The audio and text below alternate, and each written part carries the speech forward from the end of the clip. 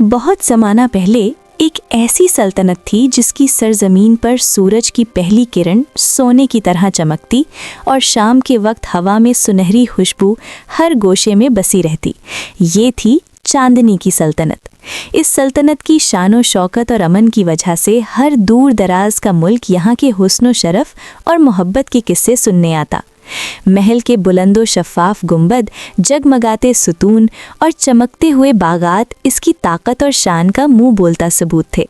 بادشاہ فہد الیاس اپنی بہادری، دانائی اور رایا کے لیے محبت کی وجہ سے مشہور تھے، جبکہ ملکہ شمائلہ آرا حسن، حکمت اور نرمی کی ایسی مثال تھیں کہ ہر درباری اور سفر کرنے والا ان کے نقش قدم دیکھ کر حیران رہ جاتا۔ ان کی سب سے قیمتی ہیرے کی مانند اولاد تھی شہزادی سحر نور، جس کی آنکھوں میں ماں کا حسن اور باپ کی ذہانت جھلکتی تھی، اور محل کی رونق اسی کے دم سے تھی۔ مگر محل میں ایک اور راز بھی چھپا ہوا تھا جو ہر کسی کی نظریں چراتا اور سب کی تقدیر بدلنے کی صلاحیت رکھتا تھا۔ یہ تھا ایک جادوئی فاختہ جس کی پرواز اور ہر پروں کی ہلکی چمک سلطنت کی دولت اور قسمت کو دن بدن بڑھاتی، اور جس کے ذریعے محل کے خزانے میں ہر صبح نئی چمک اور قیمتی سکہ آ جاتے۔ ایک دن ملکہ شمائلہ آرا شدید بیماری میں مبتلا ہو گئیں۔ بادشاہ نے ہر ممکنہ حکیم اور جادوگر بڑھائے، دعائیں کی گئیں، مگر موت کے آگے کوئی طاقت نہ چل سکی۔ ملکہ کے آخری لمحے جب چہرے پر سکون اور آنکھوں میں غم کی چمک تھی، انہوں نے بادشاہ کا ہاتھ تھام کر کہا، وعدہ کرو کہ تم دوبارہ شادی صرف اس عورت سے کرو گے جو میری ہر خوبی سے بھی زیادہ کامل ہو۔ بادشاہ فہد نے آنسوؤں میں بھیگتے ہوئے وعدہ کیا، اور چند لمحوں کے بعد ملکہ شمائلہ آرا کا چاندنی جیسا وجود محل سے رخصت ہو گیا۔ وقت گزرتا گیا۔ بادشاہ غم میں اتنے ڈوب گئے کہ دن رات خود کو کمرے میں بند رکھنے لگے۔ وزیروں نے بار بار عرض کی، حضور، سلطنت کو وارث چاہیے۔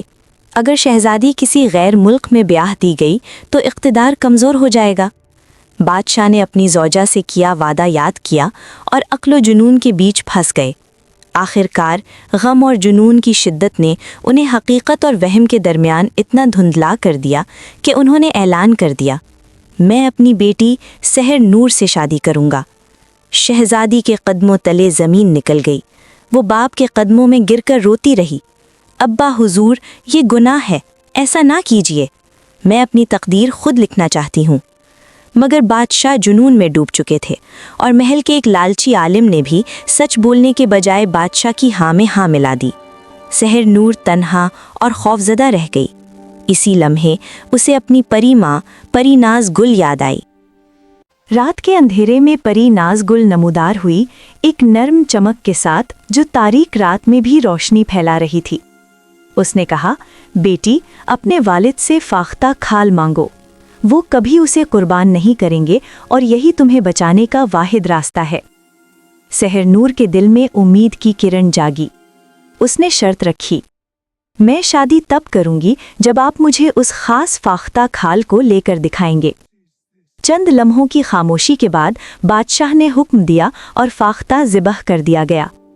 سحر نور نے سمجھ لیا کہ اب اسے اپنی تقدیر خود سنبھالنی ہوگی۔ پری ناز گل نے اسے ایک جادوئی صندوق دیا جس میں سحر نور کے قیمتی لباس، چند زیورات اور راز چھپے تھے۔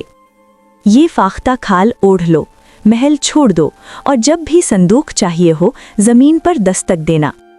سحر نور نے آنکھوں میں آنسو لیے محل کو آخری بار دیکھا اور فاختہ کھال اوڑھ کر رات کے اندھیرے میں نکل گئی۔ صبح محل میں ہنگامہ مچ گیا۔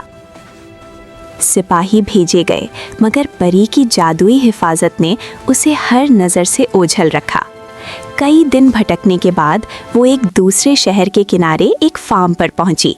فارم کی مالکن نے اس کی حالت دیکھی اور کہا، اگر کام کر سکتی ہو تو رہ سکتی ہو، لیکن یاد رکھو، محنت اور صبر یہاں عزت اور شناخت کی قیمت ہے۔ سحر نور نے سر جھکایا اور جانوروں کی دیکھ بھال کرنے لگی۔ لوگ اسے مذاقاً فاختہ کھال کہہ کر پکارتے، مگر وہ صبر کرتی رہی۔ رات کو وہ تنہائی میں اپنے سنہری لباس میں بدلتی، آئینے میں خود کو دیکھتی، پھر دوبارہ فاختہ کھال اوڑھ لیتی۔ ایک دن فارم کے مالک کا بیٹا شہزادہ حماد شکار سے واپس آیا۔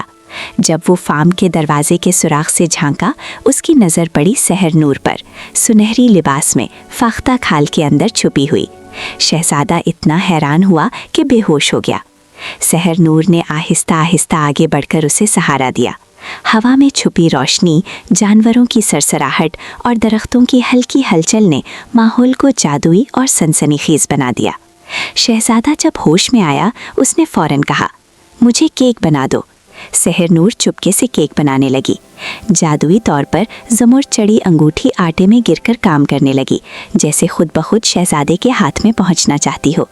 शहजादे ने केक खाया और हैरत से कहा, मैं इसी लड़की से शादी करूंगा जिसकी उंगली में ये अंगूठी आएगी।